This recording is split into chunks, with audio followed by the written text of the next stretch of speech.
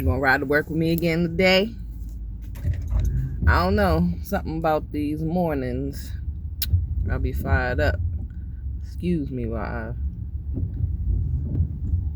lubricate my lips. They were kind of dry. Anyway, I hope all is well with you. All is well with me. Today, I want to talk about letting the Father build you a table.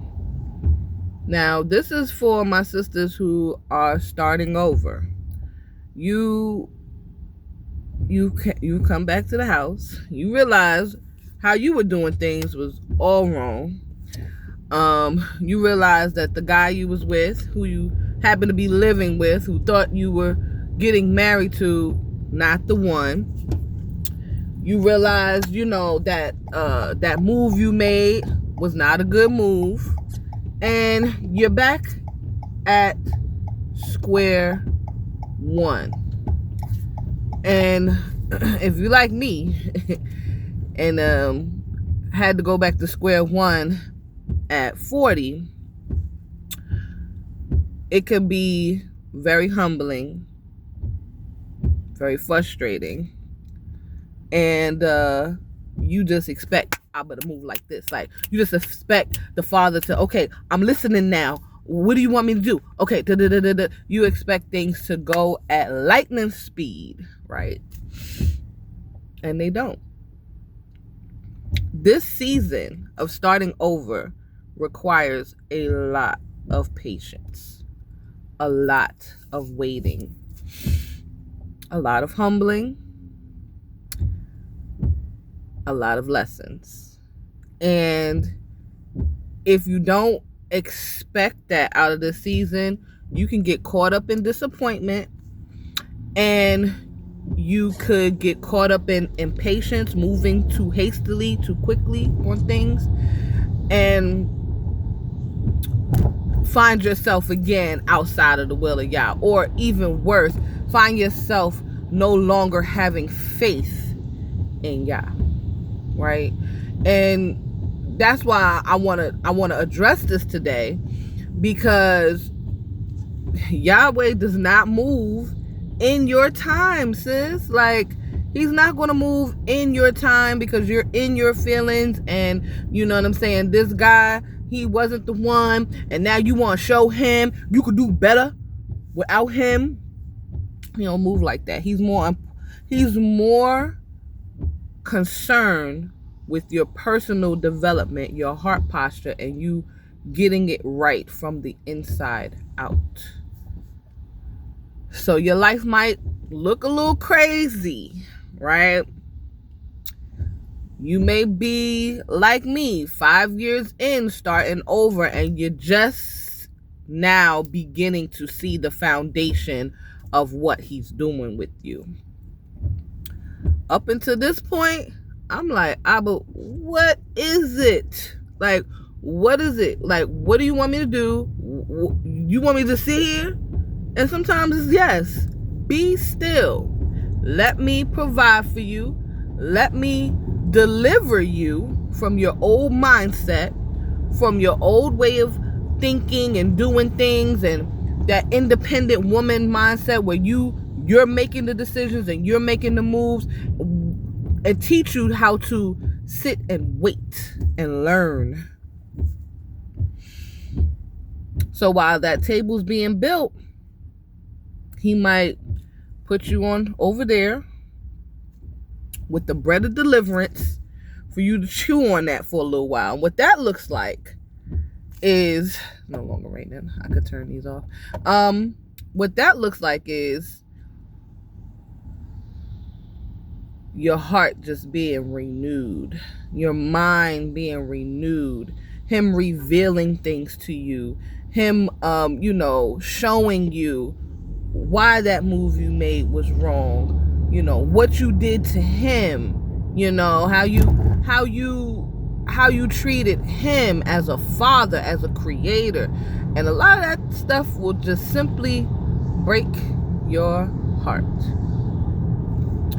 to know that everything that you've been whining and complaining about to the Father, that another person has done to you, and how you're sitting there sore and in your feelings and traumatized. You've done those very same actions to him, and he's willing to forgive you. Woo. He's willing to forgive you. So guess what? You got to forgive that person or people or whoever that did whatever they did to you. And that could take time, right?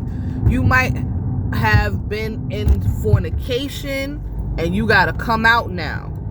The bread of deliverance. You need to be delivered from lust and perversion and all these different things. There's so many things, sisters, like delivered from pride. You know what I'm saying? Like delivered from, there's so many different spirits. I think of it like this. This is how I'm going to put it to you so you can get it. If you overindulge in foods like sweets and sodas and, you know, a lot of processed food, you're always eating fast food and, you know, really not caring about your diet and how it affects you, after a while it starts to take a toll. You start to see your weight go up. You start to see your blood pressure go up. You start to see, you know, your sugar levels go up. You know, all these different things start to happen to you, to your body, right? And it's not going to get reversed just because you had a week of eating salad. Just because you said, all right, yeah, I see this is you know, messing with me, messing with my body, and I don't like the changes that's happening to me. So let me change my diet, right? It's not going to reverse all them things with just a week of eating salad. Over time, those things will get reversed if you are consistent. Same thing with deliverance. Them demons came in, sis, because you was living recklessly. You was sinning. You was doing whatever you wanted to do. And they just kept coming in, kept opening the door for others. And that's how they work. And they going to sit there until you decide to do something about it. They ain't just going to be like, oh, she's praying. Let's leave. No. So you got to sit and chew on the bread of deliverance and let Abba deliver you from some things. You might need to even speak to a sister or a brother or a minister or a pastor or something more advanced in you in that area to get deliverance from some things. Because listen, them demons ain't leaving. They ain't leaving, sis. So this ain't about demons, though. This is about Abba setting the table for you. So while you sitting over there chewing on the bread of deliverance, you might also get some bread of affliction.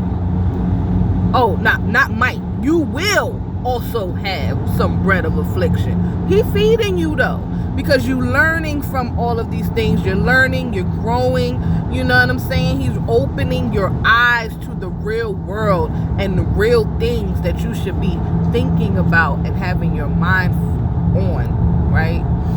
About yourself, not about other people, about yourself. He might show you something about somebody else, but it's mainly about yourself, right? That bread of affliction, that's gonna be bitter. But every time you trust him during that time of adversity, during that trial, every time you trust him, he adds something to that table. Now the table's being built, ain't nothing there, right? So we need legs. So let's just build it. Let's just walk it out, right? You go through a rough trial. You trust him. He delivers you from the trial. That's one leg of your table. You go through another trial. He delivers you from that trial. You trusted in him. He delivers you. That's another leg of the table. on your, now this is a big trial. You done went through a series of trials. You know, you got your legs, got the legs for the table. Now this is a huge trial. Like, this is something huge. Shaitan said, oh, she ain't coming out of this. And you trust in Yah, and he delivers you. Set the flat top for the table, right? Your table built. The foundation of your table is built. But that's going to come through trials. Trials that might leave you feeling some type of way. You're going to be like, but why? Why? Father, why? Why this? Why me? Why? All these questions, right? And sometimes it's a little confusing. That's why I'm talking to you about this, right? All right. Got the table set. More trials. Because you need your spoon, your knife, your fork, your napkin, your plate, your food. That's just your setting of the table, right? That's just your setting of the table. Then he reveals your gifts, and you start to operate in your gifts, and other people come to sit at that table. Shaitan does not want other people to come and sit at your table. So there's going to be more warfare, more affliction, more trials. Sis. He don't want that fruit. He don't want you to bear no fruit. So that's why I'm talking to you about this. And that's how he prepares the table for you. It's through affliction, through deliverance, through the actual transformation and renewing of your mind. A lot of us be sitting in this walk and minds are not getting renewed. They're getting more twisted, more egotistic, more prideful, more haughty, but they're not getting renewed in the form and fashion where the scriptures say, be renewed. Be transformed by the renewing of your mind. That's not something you do on your own. That's what's going to happen when you say, all right, Abba, I've been doing this all wrong. I'm ready to trust in you. Show me what to do. Okay, here we go. Buckle up your seatbelt, because it's going to be quite a ride. It's going to be quite a journey to the kingdom. Quite a journey. But it's all worth it. You know what I'm saying?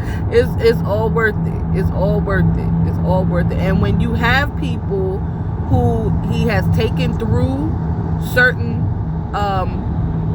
periods, and they could talk to you about it, it makes it all the better, because you have somebody who can relate to what you're going through and tell you, nah, sis, you're not crazy. I know it's confusing, but this is all to strengthen you and to build you up. You know, we think that he's going to stop Shaitan from attacking us. Nope. We gotta learn how to fight. Gotta learn how to pray. Gotta learn how to have faith, and you have to learn how to use that shield of faith. You gotta know how to use your sword of the word. You need to know how to use your armor. He giving you this armor and you don't know how to use it? That don't make no sense. Who does that? Right? So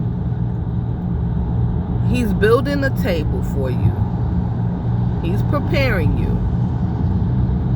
He prepares a table for me in the midst of my enemies. He does that. But you're going to go through some things to get that table.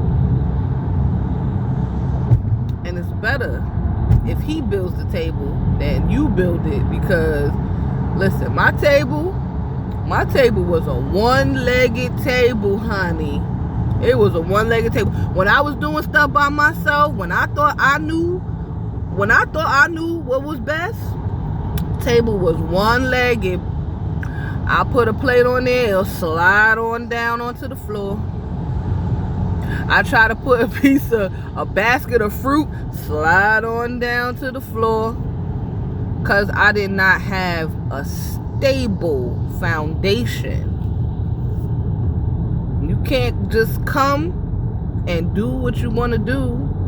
He might accept you how you are, but you are not supposed to stay that way. When you look back at yourself, you're supposed to be like, man, I was a hot mess, right?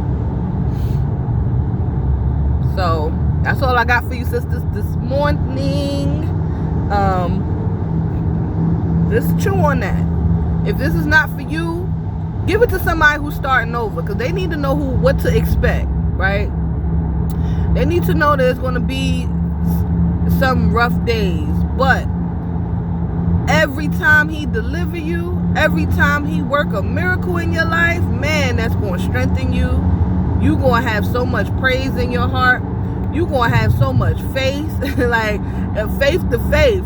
That ain't no joke. Because you're going to be like, listen, I seen you do that. So I know you could do this. And that's how your faith is going to be built, to the point where you're going to be like, nah, my Father could do anything.